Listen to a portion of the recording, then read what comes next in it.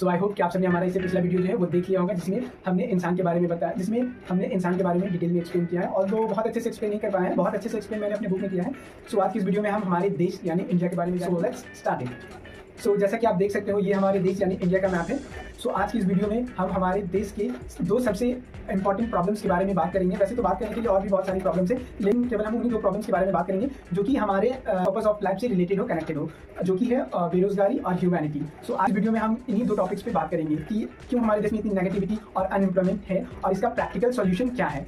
So move on our first topic. लेकिन उससे पहले हम हमारे देश और यहाँ के लोग और उनकी माइंडसेट के बारे में जानेंगे, तभी हम हमारे उन दो पॉइंट्स को अच्छे से समझ सकते हैं। सो सबसे पहले हम हमारे देश के बारे में जानेंगे। जैसा कि आप देख सकते हो, it's a map of our country, और जो कि 1947 में आज़ाद हुआ था। और यहाँ की जनसंख्या जो है आज की डेट में 143 करोड़ यानी कि 143 करोड़ है। और हमारा नियर चाइना है, जो कि इंडिया से 2 साल बाद आज़ाद हुआ था, और यहाँ की भी पॉपुलेशन ऑलमोस्ट इंडिया के जितना ही है। लेकिन आज ये देश इंडिया से तकरीबन 50 साल आगे जा चुका है।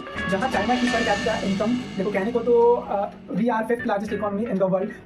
195 कंट्री में हमारी रैंक जो है वो 5th नंबर पे आती है according to GDP. But in reality अगर मैं पर कैपिटा इनकम की बात करूँ तो हम 137वें नंबर पे आते हैं। We are 137th rank hold in the world according to per capita income. But China की जो पर कैपिटा इनकम 95,749 चीनी युआन है, जो कि यूएस के 13,445 यूएस डॉलर के बराबर होता है, जिसे आप इंडियन रुपीस में कन्वर्ट करोगे वो ऑलमोस्ट 11 लाख रुपए के आसपास होता है। एग्जैक्ट बोलूँ तो 11,47,778 रुपए होते हैं इंडियन करेंसी में, जो कि चाइना का पर कैपिटा इनकम है। और वहीं मैं इंडिया की बात करूँ तो मैं बोलूँगा नहीं, आप खुद गूगल कर लेना, जो आपको रिजल्ट मिलेगा आप रिजल्ट देखने के बाद खुद बोलोगे ये तो मेरे साथ अन्याय हुआ है।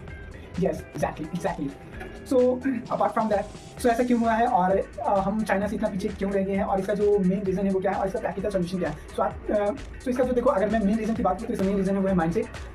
और इंडिया में बेरोजगारी का क्या स्टेटस है आज के डेट में, वो आई थिंक मुझे बताने की जरूरत नहीं है, मेरे से बेहतर आपको पता होगा। और अगर मैं आपसे इसका रीज़न पूछूँ तो आपका I know your first answer will be are correcting politician. Your answer is right but not actually right. देखिए आपका कहना सही है बट वो पूरी तरीके से सही नहीं है। मैं बताता हूँ कैसे। मैं एक स्टोरी बता रहा हूँ, आपको स्टोरी से समझने की कोशिश करिएगा, ठीक है। सो एक सेल्फिश राजा था, उसके 7 बेटे थे। 6 बेटे बड़े हो चुके थे और छोटा बेटा अभी तो सबसे जो लास्ट वाला था वो अभी छोटा था, अंडर 18 था।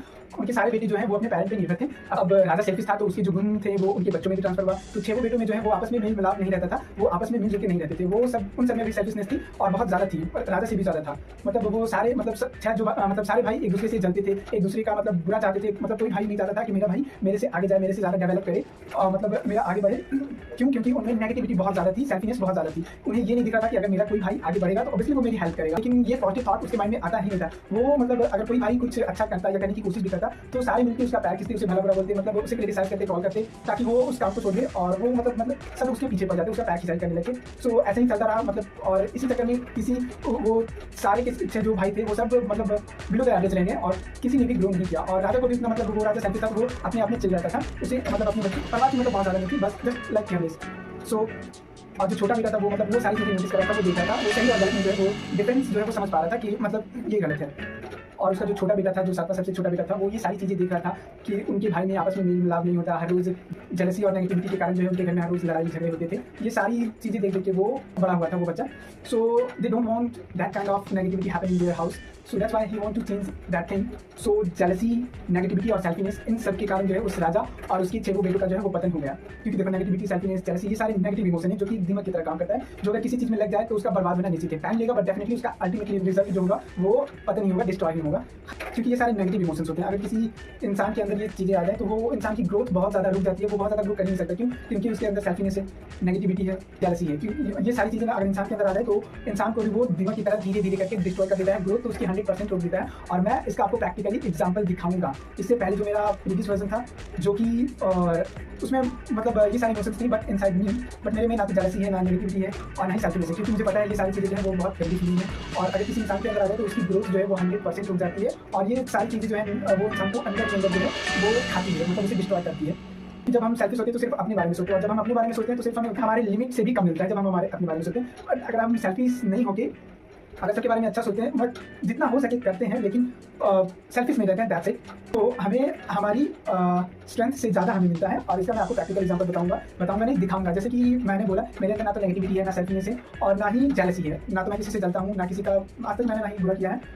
और ये मैं मतलब जो भी मेरे अंदर नेगेटिविटी थी वो उसको मैं एक अलग पॉइंट ऑफ व्यू से देखता हूँ और उसको अपने आप से मतलब निकाल दिया, क्योंकि मुझे ये बातें समझ में बहुत अच्छे से आ चुकी हैं। That are the negative emotions, अगर इसको मैं अपने अंदर जगह दूंगा so they will be destroy me slowly but definitely almost जो है इससे पहले जो है मेरे अंदर ये सारे इमोशंस कहीं ना कहीं थे, बट अभी मैं इन सब इमोशंस को रिमूव कर रहा हूँ अपने अंदर से।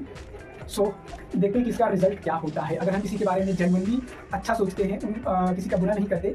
देखो आई नो कि मैं स्टोरी बहुत अच्छे से एक्सप्लेन नहीं कर पाया, क्योंकि मेरी communication skill, story telling skill जो है बहुत अच्छी नहीं है, क्योंकि मैं ये मेरा इनिशियल टाइम है। इससे पहले मैंने कभी ये सारी चीज़ें नहीं की, मेरा फर्स्ट टाइम है, फर्स्ट और सेकंड टाइम है। सो दैट्स व्हाई मैं बहुत अच्छे से एक्सप्लेन नहीं कर पाया।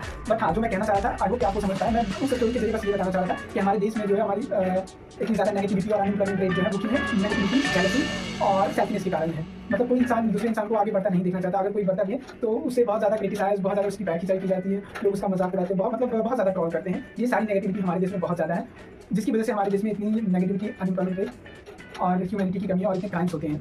यही रीज़न है। और ये मैं सिर्फ कह नहीं रहा, ये आपको मैं प्रैक्टिकली बताऊंगा। जैसे कि मैंने बताया कि जो लक्ष्य है, जो मेरा पर्पस ऑफ लाइफ है, वो है grow humanity and reduce unemployment rate in our country. जैसे कि मैंने ये कहा, तो अभी ये ऑब्वियसली ये आज की डेट में बहुत बड़ी बात है। चाइना हमारे से 50 साल आगे है। तो अगर मैं अपना काम करता रहूँ तो मेरा ये विश्वास है कि अगर मैं अपने बिजनेस आइडिया पे सिर्फ काम करता रहूँ तो एक दिन ऐसा आएगा कि हम चाइना के लेवल तक पहुँच जाएंगे। जो भी मेरा आइडिया है, जिस पर मैं अभी वर्क कर रहा हूँ। स्टार्ट करो। तो जैसे कि मैंने बताया कि मेरा पर्पस ऑफ लाइफ जो है, जो मेरे जीवन का लक्ष्य है, जो मेरा टारगेट है, जो मेरा एम है, वो है grow humanity and reduce unemployment rate in our country. तो ऑब्वियसली ये बहुत बड़ी बातें हैं। तो ये बातें तो इस